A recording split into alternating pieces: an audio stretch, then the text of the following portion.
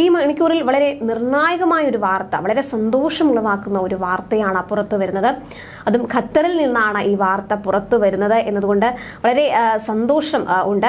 കാരണം വധശിക്ഷ ഒരു 8 ഇന്ത്യക്കാർക്ക് ഖത്തർ വിധിച്ചിരുന്നു. മുൻ നാവികസേന ഉദ്യോഗസ്ഥർക്കായിരുന്നു വധശിക്ഷ വിധിച്ചിരുന്നത്. എന്നാൽ ഈ മണിക്കൂറിൽ വരുന്ന വാർത്ത നോക്കുകയാണെങ്കിൽ ഇവരുടെ വധശിക്ഷ റദ്ദാക്കി എന്ന വാർത്തയാണ് പുറത്തു വരുന്നത്. നമ്മുടെ വിദേശകാര്യ മന്ത്രാലയം തന്നെയാണ് ഇപ്പോൾ ഈ വാർത്ത പുറത്തുവിട്ടിരിക്കുന്നത്. മലയാളി ഉൾപ്പെടെ വധശിക്ഷയ്ക്ക് വിധിക്കപ്പെട്ട 8 ഇന്ത്യക്കാർക്കും മോചനം ലഭിച്ചിരിക്കുകയാണ്. മുൻ ഇന്ത്യൻ നാവികസേന ഉദ്യോഗസ്ഥരായ ഇവരുടെ വധശിക്ഷ റദ്ദാക്കണമെന്നാവശ്യപ്പെട്ട് ഇന്ത്യൻ അധികൃതർ മേൽക്കോടതിയിൽ അപ്പീൽ നൽകിയിരുന്നു. കേസിൽ തുടർവാദം കേൾക്കാൻ ഇന്നത്തേക്കാണ് നിശ്ചയിച്ചിരുന്നത്. ഇതിലാണ് ഈ നിർണായക തീരുമാനം ഉണ്ടായതെന്നാണ് ചില റിപ്പോർട്ടുകൾ പറയുന്നത്. എന്തായാലും ഇത് സംബന്ധിച്ച വ്യക്തത വരും മണിക്കൂറുകളിൽ പുറത്തുവരും. കഴിഞ്ഞ ഓഗസ്റ്റ് മുതൽ തടവിൽ കഴിയുകയായിരുന്നു ഈ 8 മുൻ ഇന്ത്യൻ നാവികർ.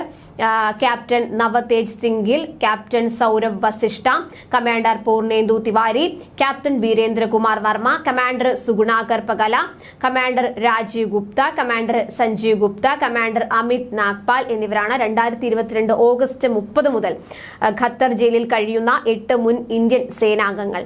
കഴിഞ്ഞ ഒക്ടോബർ 26-നാണ് വധശിക്ഷ ഇവർക്ക് വിധിക്കുന്നത്. ദോഹയിൽ Al Dahra global technologies and consultancy services എന്ന സ്വകാര്യ കമ്പനിയിൽ ഇവർ ജോലി ചെയ്ത് വരുന്നതിനിടയിലാണ് ഇവർ അറസ്റ്റിലായത്. സൈനിക പരിശീലനവും അനുബന്ധ സേവനങ്ങളും നൽകുന്ന സ്ഥാപനമാണ് ഇത്.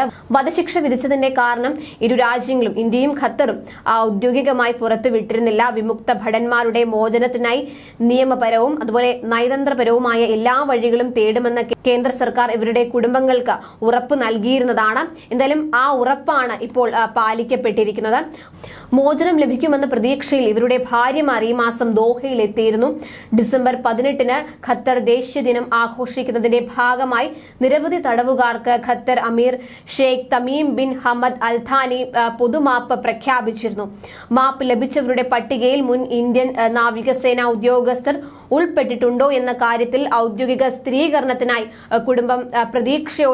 ഇവരുടെ കുടുംബം പ്രതീക്ഷയോടെ കാത്തിരിപ്പിലായിരുന്നു. കഴിഞ്ഞ മാർച്ചിൽ ഇന്ത്യക്കാർ വിചാരണയ്ക്ക് വിധേയരായിരുന്നു. ഇവരുടെ ജാമ്യാപേക്ഷകൾ നിരവധി തവണ തള്ളിയ ഖത്തർ അധികൃതർ തടവ് ശിക്ഷ നീട്ടുകയായിരുന്നു.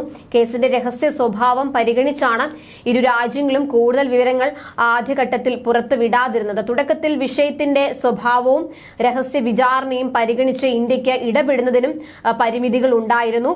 ജയിലിൽ കഴിയുന്നവർക്ക് ഇന്ത്യ കോൺസുലാർ സേവനങ്ങളും നിയമസഹായങ്ങളും ഒക്കെ ലഭ്യമാക്കിയിരുന്നു. നാട്ടിലേക്ക് എത്തിക്കുന്നതിന് ഇന്ത്യ സാധ്യമായ നിയമ വഴികൾ സ്വീകരിച്ചു വരുന്നതിനിടയിലായിരുന്നു ഖത്തർ കോടതി ഇവർക്ക് വധശിക്ഷ വിധിക്കുന്നത്. എന്തായാലും ഈ 8 പേരുടെ വധശിക്ഷയിൽ ഇളവ് ലഭിച്ചു എന്ന വാർത്തയാണ് വിദേശകാര്യ മന്ത്രാലയം പുറത്തുവിട്ടിരിക്കുന്നത്. വളരെ ആശ്വാസകരമായ വാർത്ത തന്നെയാണ് ഇത്.